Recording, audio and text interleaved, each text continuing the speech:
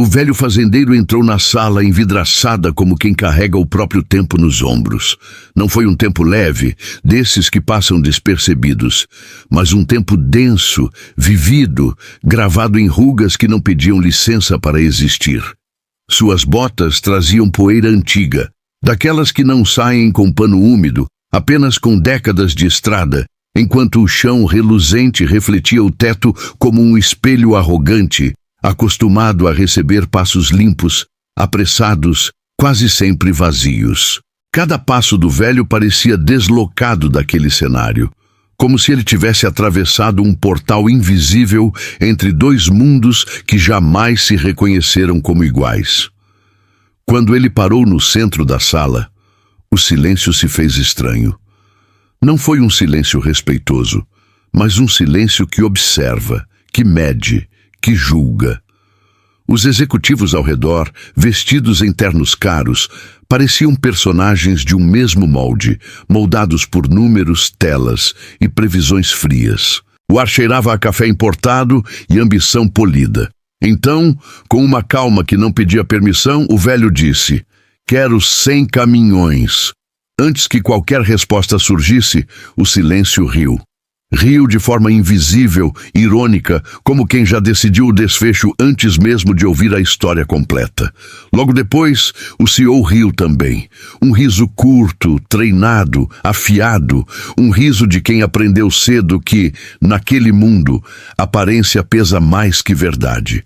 Ele apoiou os cotovelos na mesa, inclinou o corpo para frente e observou o fazendeiro como quem olha um erro de sistema. Para ele, aquele homem não passava de um resquício de um passado que o progresso já deveria ter enterrado. O chapéu gasto parecia uma afronta àquele ambiente de vidro e aço. As mãos calejadas repousavam tranquilas, como mapas de estradas invisíveis, caminhos que não apareciam nos gráficos da tela, mas sustentavam silenciosamente tudo o que ali existia.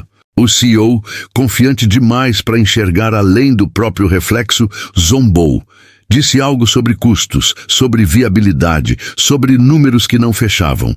Falou como quem acredita que o mundo inteiro cabe dentro de uma planilha bem organizada. O que ele não percebeu é que aquele pedido não era um capricho, era um prenúncio. Como nuvem escura no horizonte de um céu aparentemente limpo, anunciando uma chuva que não pede desculpas ao cair. O velho não pedia por vaidade. Pedia com a precisão de quem conhece o peso exato do que move a terra, o mercado e as engrenagens invisíveis da economia. Sua voz não tremia. Não havia urgência nem insegurança. Havia apenas certeza. Enquanto o CEO falava, a sala parecia respirar desdém. As paredes de vidro refletiam rostos que se julgavam invencíveis, como se a própria arquitetura fosse cúmplice daquela soberba. Mas o tempo, esse velho ainda mais experiente que o fazendeiro, já se movia silencioso, preparando a queda lenta de quem confunde aparência com verdade. O fazendeiro ouviu tudo em silêncio, não interrompeu, não se explicou. Aprendera cedo que quem fala demais tenta convencer e quem sabe espera.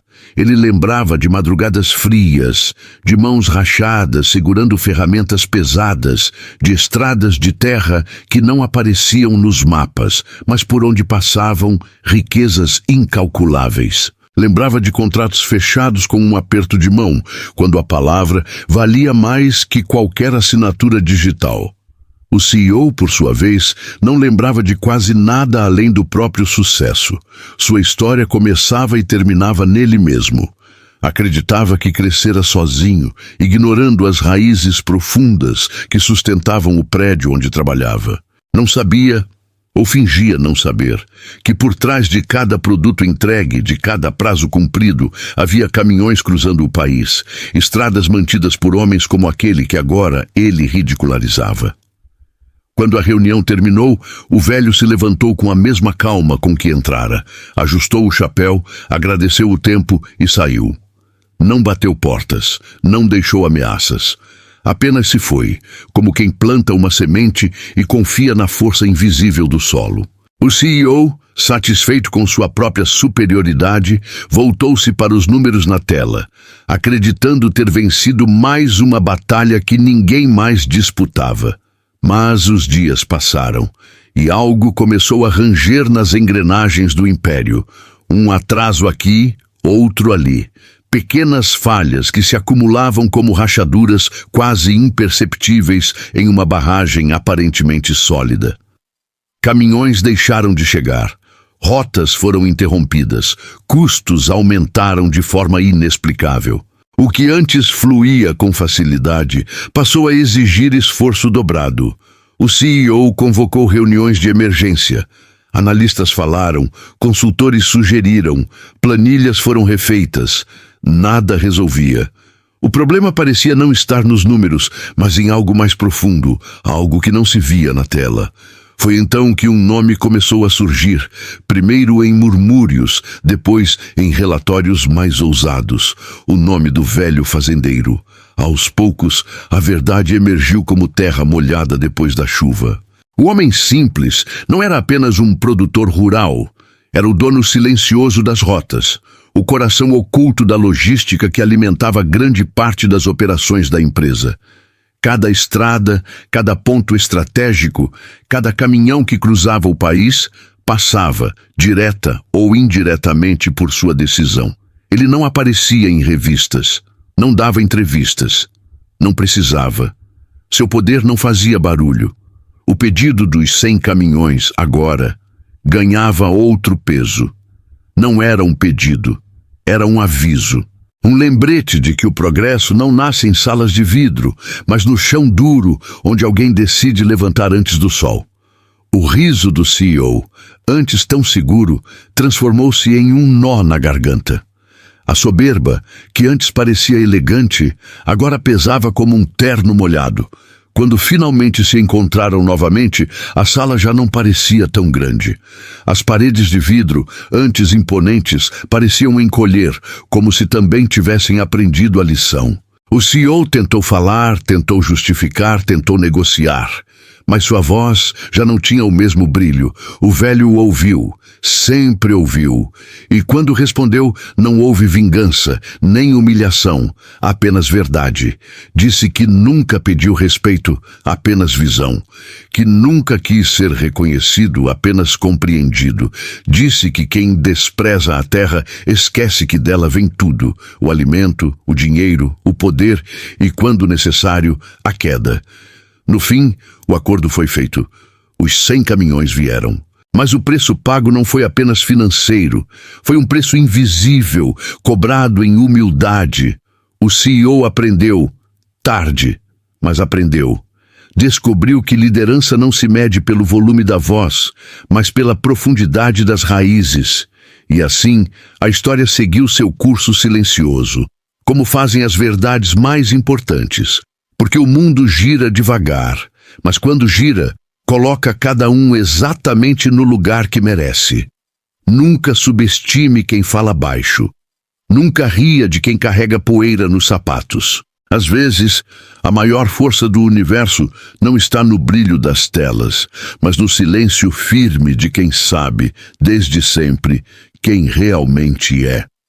À medida que a história avançava, como um rio que parece tranquilo na superfície, mas esconde correntes poderosas no fundo, a verdade começou a se revelar lentamente. Não foi um choque imediato, nem uma revelação espetaculosa. Foi algo mais cruel e mais profundo, uma compreensão tardia. O fazendeiro não era apenas um homem simples. Nunca foi. A simplicidade que carregava era escolha, não limitação. Ele era o dono silencioso das rotas, o guardião invisível das estradas por onde a riqueza fluía sem que ninguém se desse conta de quem mantinha o caminho aberto. Cada caminhão que ele pedira naquela sala não era apenas um veículo de carga, era um símbolo, um lembrete silencioso de que o poder verdadeiro não faz barulho, não pede aplauso e não se exibe em salas envidraçadas. O poder real caminha de botas sujas, conhece atalhos que não aparecem nos mapas digitais e respeita o tempo da terra, que nunca se apressa, mas sempre chega. O CEO, que antes ria com a confiança de quem acredita dominar o jogo, começou a sentir o peso de algo que não conseguia explicar. O riso, antes fácil, transformou-se em desconforto, depois em dúvida, e por fim em um nó apertado na garganta. Não era medo do velho fazendeiro em si, mas da própria cegueira. Ele percebeu, tarde demais, que zombara da raiz que sustentava seu império. A empresa, que parecia sólida como aço, começou a revelar sua fragilidade. Pequenos atrasos se tornaram problemas grandes. Caminhões que não chegavam no horário começaram a comprometer contratos importantes. Clientes reclamavam, acionistas pressionavam e a confiança, esse ativo invisível, começou a escorrer pelos dedos como areia seca. O CEO passava noites acordado, olhando gráficos que já não explicavam nada. Os números gritavam, mas não diziam a verdade. Foi então que alguém, em uma reunião tensa, mencionou o nome do fazendeiro novamente. Não como uma curiosidade, mas como uma peça-chave. Um analista mais atento percebeu que grande parte das rotas estratégicas passava por terrenos, cooperativas e centros logísticos ligados, direta ou indiretamente, àquele homem silencioso. A constatação caiu na sala como uma tempestade inesperada. A sala, antes soberba, parecia menor agora. As paredes de vidro, que refletiam sucesso e controle, começaram a parecer frágeis, quase transparentes demais. Era como se o ambiente tivesse consciência própria e passasse a julgar seus ocupantes. O ar pesado denunciava uma verdade incômoda. Quem despreza a terra esquece que dela vem tudo: o alimento, o trabalho, a riqueza. E, quando necessário, a queda. O CEO lembrou-se do momento em que rira. Lembrou-se do tom de deboche, da confiança exagerada, da sensação de superioridade. Agora, aquela lembrança ardia como sal em ferida aberta. Ele entendeu que não havia sido apenas arrogante. Fora ignorante. Ignorara o princípio mais antigo de todos: nenhuma estrutura se sustenta sem base. O fazendeiro, por sua vez, seguia sua vida com a mesma rotina de sempre. Acordava antes do sol, caminhava pela terra com passos firmes, observava o céu como quem lê um livro antigo. Ele não comemorava o caos alheio, não sentia prazer na dificuldade do outro. Aprendera cedo que a terra ensina justiça sem pressa e sem espetáculo. Tudo retorna, sempre. Quando o CEO finalmente decidiu procurá-lo, não o fez por orgulho, mas por necessidade. A viagem até a fazenda foi longa. Estradas de terra substituíram o asfalto impecável. O sinal de celular falhava. O silêncio era quase absoluto. Cada quilômetro percorrido parecia uma travessia simbólica, como se ele estivesse, pouco a pouco, deixando para trás a ilusão de controle absoluto. Ao chegar, encontrou o velho sentado à sombra de uma árvore antiga. Não havia recepção formal, nem secretárias, nem salas de reunião sofisticadas. Apenas terra, vento e tempo. O CEO, agora sem plateia, sentiu-se menor do que jamais se sentira. Não por humilhação imposta, mas por consciência despertada. A conversa foi curta. O fazendeiro falou pouco. Disse apenas o necessário, explicou que sempre esteve ali, sustentando caminhos, mantendo rotas, garantindo que o fluxo nunca parasse.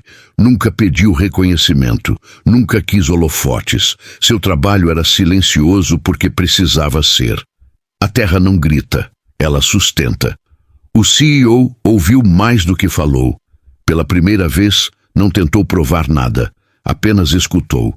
Entendeu que o pedido dos 100 caminhões fora um teste invisível, não de dinheiro, mas de visão. Um convite à humildade que ele recusara no início. O acordo foi feito, mas não era apenas um acordo comercial. Era um ajuste de rota moral. A empresa se comprometeu a respeitar as bases que sustentavam seu crescimento. O CEO, por sua vez, carregaria aquela lição para sempre. Não como vergonha, mas como cicatriz bonita, daquelas que doem quando o tempo muda, mas lembram que houve aprendizado. Com o passar dos meses, a empresa se reergueu. As rotas voltaram a funcionar, os caminhões cruzaram o país, os contratos foram retomados. Mas algo havia mudado. O CEO já não ria com facilidade. Observava mais, ouvia mais. Aprendera que o silêncio muitas vezes diz mais do que discursos longos. A história se espalhou, mas nunca oficialmente. Não virou manchete. Não apareceu em livros de negócios. E talvez por isso tenha sido ainda mais verdadeira. Ficou guardada nas entrelinhas como ficam as lições que realmente importam. Porque o mundo gira devagar, mas quando gira, coloca cada um exatamente no lugar que merece. Nunca subestime quem fala baixo, nunca ria de quem carrega poeira nos sapatos. A maior força do universo não está no brilho das salas envidraçadas, nem no eco dos aplausos, mas no silêncio firme de quem sabe, sem precisar provar, quem realmente é.